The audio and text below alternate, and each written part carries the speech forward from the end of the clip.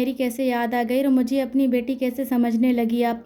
तो ऐसे ही वो हैरान हो जाती है और कहने लगती है, क्या ये तुम क्या कह रही हो, मैं तुम्हें ज़हर क्यों दूंगी, मैं तो ऐसे ही बस कह रही थी। तो सारा कहने लगती है कि हाँ, मुझे सब पता है कि तुम कितनी चालाक हो, मुझसे जान छुड़ाने के लिए मुझे ज़हर दिया गया है और तुम्हें सुकून मिलेगा मैं जब मर जाऊंगी, और तुम्हारी बेटी को मैंने तुम लोगों की ज़िंदगी में अज़ाब जो लाया है। तो सारा जैसे ही अपने कमरे में जाने लगती है तो अपनी माँ को आवाज़ देके कहने लगती है कि अम्मी मुझे दूध चाहिए, मेरे जिस्म में सारे दिन की थकावट है, मुझे दर्द भी है, थोड़ी सी हल्दी भी मुझे दूध में मिक्स करके दें। तो ये आवाज़ उसकी फूफो भी उसकी सुन लेती है और वो बाहर निकल कर आती है और अपनी भाभी को कहने लगती है कि भाभी आपको भाई बुला रहा है, आप कमरे में जाएं, सारा को मैं ही दूध दे दूंगी।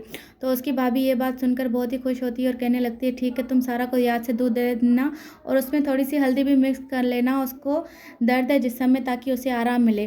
तो वह कहती है, भाभी आप बेफ़िक्र रह जाएं, मैं उसे दे दूंगी।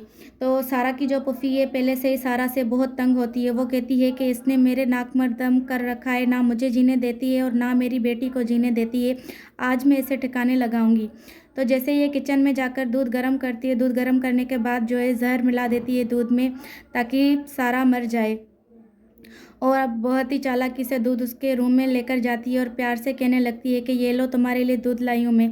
तो सारा जो है, वो तो आपको पता है कि वो ज़ारा होती है, तो वो इतनी चालाक होती है और वो कहने लगती है कि फूफो, आज आपको मेरी खिदमत का मौका किसने दिया, और मैंने तो अपनी माँ से दूध मांगा था, आप कैसे लेके आई हो। उसकी फूफो कहती है कि मैं इतनी भी जो है ना तुमसे नफ़रत नहीं करती, ना ही तुम ऐसा सोचा करो, मैं भी तुम्हारी माँ ही हूँ। तो ज़ारा तो चालाक होती है, अगर सारा इसकी जगह पर होती तो वो दूध पी लेती। तो सारा कहने लगती है कि ठीक है पप्पू, आप जाओ, मैं पी लूँगी दूध। वो ये सोचने लगती है कि ज़ाहिर सी बात में इसमें कोई ना कोई चीज़ ये मिला